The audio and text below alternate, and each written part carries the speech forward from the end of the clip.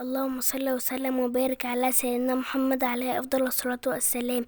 ازيكم حبايبي؟ عاملين ايه؟ يا رب تكونوا بخير. النهارده ان شاء الله هنقدم لكم انا وماما طريقة عمل العدس بشوربة الماسورة. يا رب النهارده الاكلة تعجبكم. يلا بينا بقى نقول اول حاجه هنعملها ونقول بسم الله. طبعا اول حاجه نسلق الماسوره اللي معانا ديت. ماسوره بنجيبها بنقول الجزار عايزين ماسوره، هو بيديها لنا وبيكسرها بالشكل ده. بنجيبها بقى كده وبنغسلها كويس، ومعانا ورق لورا وفلفل اسود وحبهان. بنجيب حله هنحطها على النار كده، نحط فيها ميه ونسيب الميه لما تغلي، ونحط فيها ورق الورا والفلفل الاسود والحبهان، وننزل بقى بعد كده فيها الماسورة ونسيبها لما تغلي. ولو في اي ريم كده طلع على الوش ممكن نشيله، وبنسيبها بقى تغلي غلوتين، ونوطي بقى عليها النار ونسيبها بقى على نار هادية كده تقريبا ساعة، لاننا عايزين ناخد الشوربة بس بتاعة الماسورة هنحطها للعدس. الشوربة ديت بتدي للعدس طعم جميل جدا، لو جربتوها هتعملوا العدس على طول بشوربة الماسورة. فاحنا كده خلاص خلصنا الماسورة بتاعتنا. نروح بقى علشان نبتدي نعمل العدس. هنقول بسم الله. معانا نص كيلو عدس اصفر، ومعانا جزر وطماطم وبصل وثوم. وطبعا بقى بنقطع الجزر دوت كده والطماطم والبصل، يعني اي تقطيعة كده. ونجيب بقى العدس بنكون طبعا غسلينه كذا مرة كويس جدا. بنبتدي بقى ننزل عليه كل الحاجات اللي معانا، البصل والثوم والطماطم والجزر، وبنحط له بقى المية، يعني بنغطيه كده بالمية، بنحطه على البوتاجاز ونقلبه ونسيبه كده يغلي غلوتين على نار عالية، ونوطي بقى عليه النار وبنغطيه بالغطا بتاع الحلة، ونسيبه كده لحد لما العدس يستوي خالص، ونلاقي كده كل المكونات اللي فيه تكون طرية كده خالص.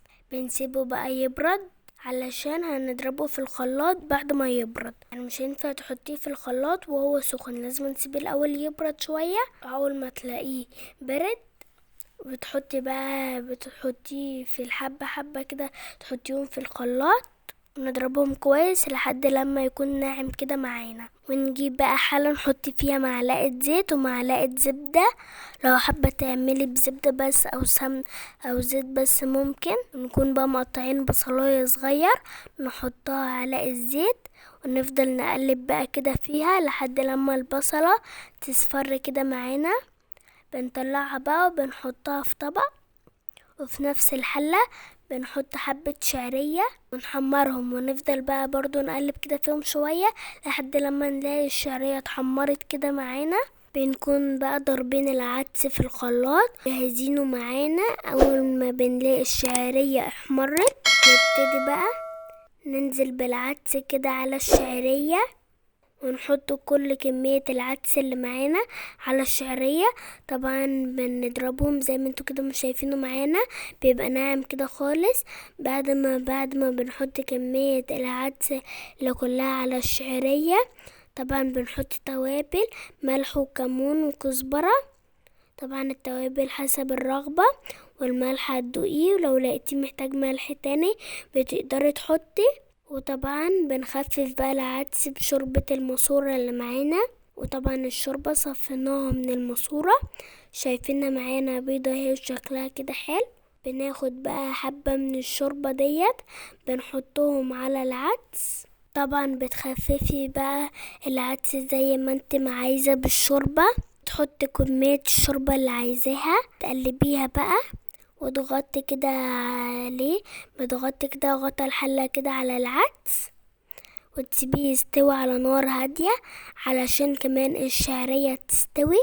بس كل شوية بتقلبيه علشان الشعرية ما تلزقش في الحلة. لو لقيتيه محتاج شوربة تاني برضو بتزوديله حبة شوربة، بس ما بيكونش خفيف قوي، يعني بيبقى تقيل كده شوية. وكده يبقى ناقص البصلة اللي معانا نحطها بقى على العدس ونقلبه، نديله كده غلوة كده على النار. وكده خلاص يكون العدس جاهز معانا واستوى. وطبعا بيبقى طعمه جميل قوي.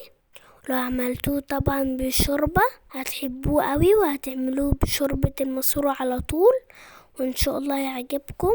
وكده بقى بنبتدي نغرف العدس. طبعا كده خلص معانا، بنبتدي بقى نغرفه في الاطباق. ممكن نغرفه مع العيش الناشف، بنكسر كده عيش ونحطه في اطباق او في صينية، بنحط عليه العدس.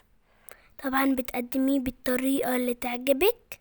ممكن نقطع بقى جنبيه بصل، طعمه برضو حلو قوي معاه. ويا رب العدس النهاردة يعجبكم. لو عجبكم اشتركوا معانا في القناة علشان يوصلكوا كل جديد، ودعمونا باللايك، وقولولنا ايه رأيكم في الأكل النهاردة، وبألف هنا وشفا عليكم.